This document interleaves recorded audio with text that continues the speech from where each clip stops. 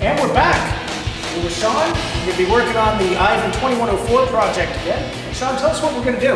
We're going to do springs, shocks, control arm bushings, and adjustable Panhard bar, and we're lowering it. Perfect. Let's get to it.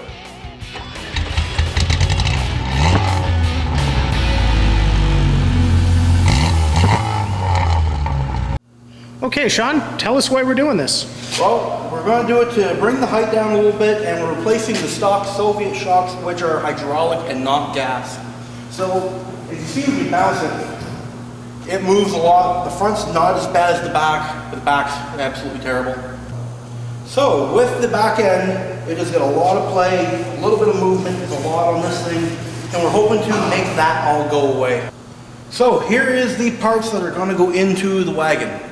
We have Lada front springs, which are the same dimension but significantly thicker. Lada rear springs, which again, stiffer. But we do have to cut them down to get the ride height we want, but they're a singular rate spring, so it doesn't matter, we can cut them to wherever we want, nothing is affected. We have KYB shocks that we're putting in it, which are a much better gas shock compared to the stock hydraulic shocks that are in it. Then we have urethane control arm bushings that are going in all the control arms in the back, and an adjustable Panhard bar so that when the vehicle's lowered, we can use that to pull the diff back centered into the vehicle. Taking a quick look at the front suspension, you see a really surprising arrangement considering what this car is. This is purely derived from the Fiat Spider. We feature a lower control arm and an upper control arm, so essentially a double wishbone suspension.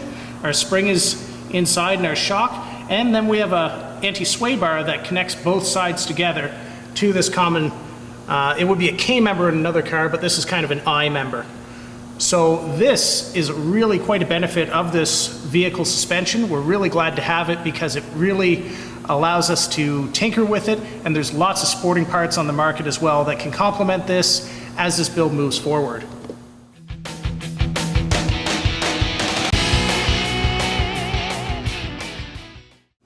We've successfully disassembled the passenger side, and we've gotten the spring out and we've taken some measurements, and now we're just trying to establish how much we're going to cut from the replacement spring, just to make sure that we don't drop this vehicle too much, because you can always pull it apart, cut it again, but you can never simply add spring back.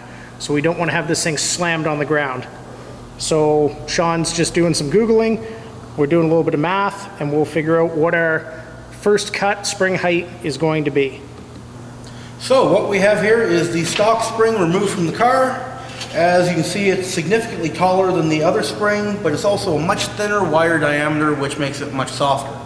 This spring, although shorter, is very much so stiffer, a lot thicker spring to it, even though it's still a single rate spring, but it's the stock one for a Lada Niva. We're going to install it in the car as it is, uncut, and see how the car sits. We may have to cut the spring down a little bit to get the stance we want, but we will do that as we need.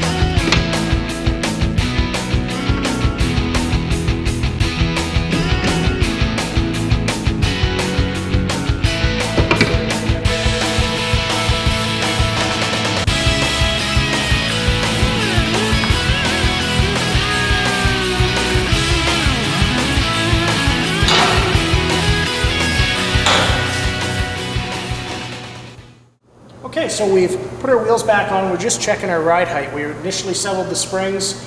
Now, before we got everything to squat where it needed to be, we were at 2 inches ride height from top of the tire to the top of the lip. So we've rolled it back and forth, bounced up and down on it a little bit, and we've brought ourselves down to 1.5 inches ride height, and the other side front is symmetrical, which is perfect. I'm gonna have Shawn hop in, and we'll see what this squats to with the driver. So right there, we're about 1 inch of clearance between the top of the fender and this tire, and that looks perfect. We wouldn't want to go any lower at all, and we didn't cut any coils off those Lada Neva springs. If we'd done so, we would have tire tuck and rubbing, and we'd have to roll these fenders as well. So that is about perfect. Okay, so we've got the Lada up in the air, and I thought I'd take this time to give a brief overview of the suspension system under this vehicle. Now you can see it's a solid axle, and it's rear-wheel drive, of course, with a drive shaft to the front going to the back of the transmission. That much is straightforward, simple two-wheel drive vehicle. Now, we have lower control arms, one on each side, that run more or less straight in line. And then up at the top, they're difficult to see, but we have two short links up at the top. So this is 4-link rear suspension. If you're familiar with a Fox Mustang or an SN95, it's pretty similar to that. Honestly, I think it's a little bit better. Some of the angles are a little bit straighter on. I think there's less potential for bind. But also, we have this Panhard Rod, which will help locate the axle as it moves through its range of travel. But one of the main problems with the Panhard Rod is it will move the axle left and right because it travels through an arc. So that's something that's always on your mind when you're setting up the suspension, is where are the wheels at ride height and where they're going to be at full compression and full extension so that they're not rubbing on pieces of the undercarriage or your fender lips and your inner fender liners. Taking a look at our shocks, these are those hydraulic ones that Shawn talked about. We're going to get rid of those, and they are staggered on an angle, but both of them are on the rear side of the axle and do bolt directly to the bottom part. They're not on a fish plate or anything like that, as you might see in other vehicles. Overall, it's a very simple setup, low tech, but it's very efficient. We haven't had any problems over bumps or anything like that, and we're going to set about improving this both for handling, initial squat, and general fun.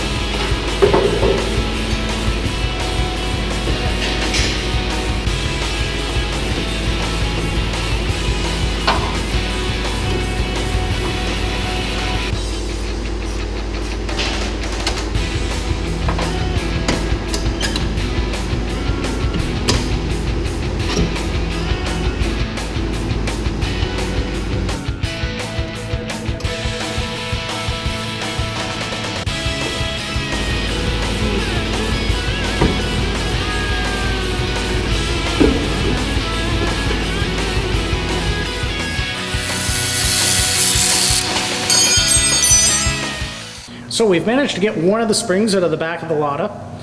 So the one on the far right is the original spring, which is again a lighter spring rate than the replacement one. So what we did is we used this tape measure and this sheet of math right there to arrive at our cutting point here to give us what we're hoping for is 3 inches of total drop in the back, which should level us out with our drop in the front. So what we'll do now is cut the other one to length, install them, check our work, and hopefully not have to pull this apart again.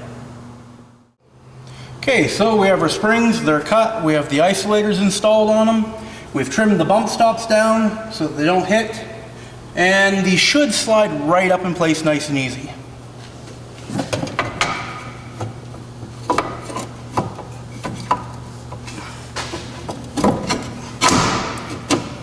Like that.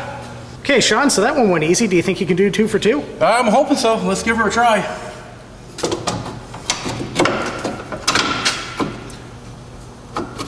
Yep, not a problem.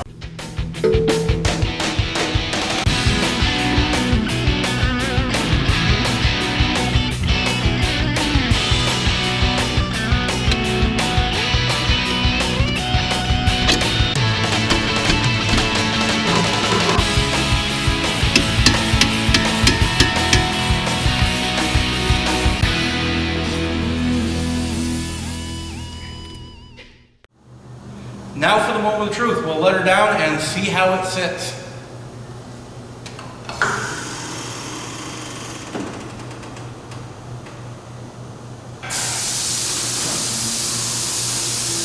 That's close, but yeah, that's perfect.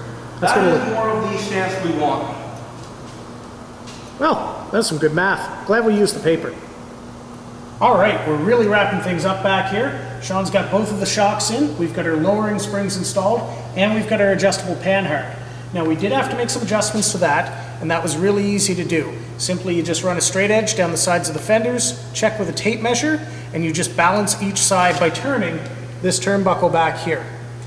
And you just shift the axle side to side to wherever it's even, and then you just check by compressing, by putting a load in it to make sure that it doesn't kick the axle out too far. But where we're really close to horizontal on this one, we have almost no side-to-side movement despite how much weight we put in the back, and that is perfect. All right, so we've got all of our parts in. Everything's lowered, everything's centered, alignment's good. There's one last thing to take care of. Fender roll.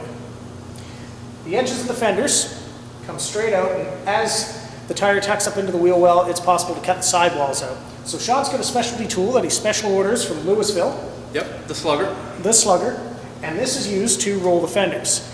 If you're part of the Fox Mustang world, this may not be a new thing to you. Otherwise, just watch this.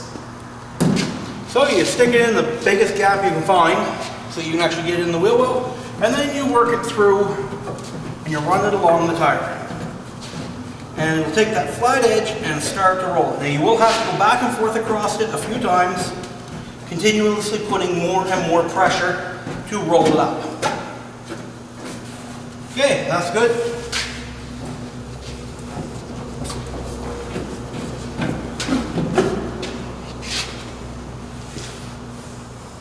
So this is an unrolled fender. As you can see, it's completely flat through this entire region here.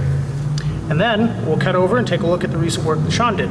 Now on this side, you can see the finished work. It's all nicely tucked away. It can't possibly damage a tire. And were this a big performance car, we'd be fitting drag slicks on the back. But that is essentially how you roll a set of fenders with a baseball bat.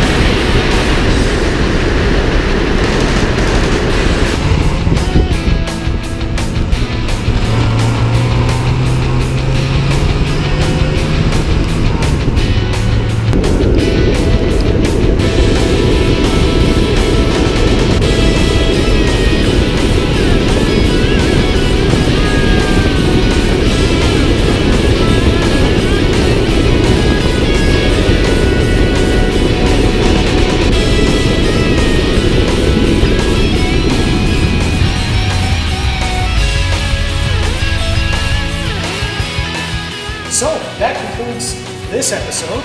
We managed to get everything done we wanted. Car's lowered. Think it will handle better? I think it should handle better. It sits significantly lower, it's got better quality parts, KYB shocks, different springs, urethane bushings. It can't really help but be better. Yeah, certainly. So stay tuned. We'll have a bunch more videos featuring IVAN2104. Watch for that hashtag. That'll be all over the place. And as always, like, subscribe, follow us on Facebook, comments below, and see you next time. Bye.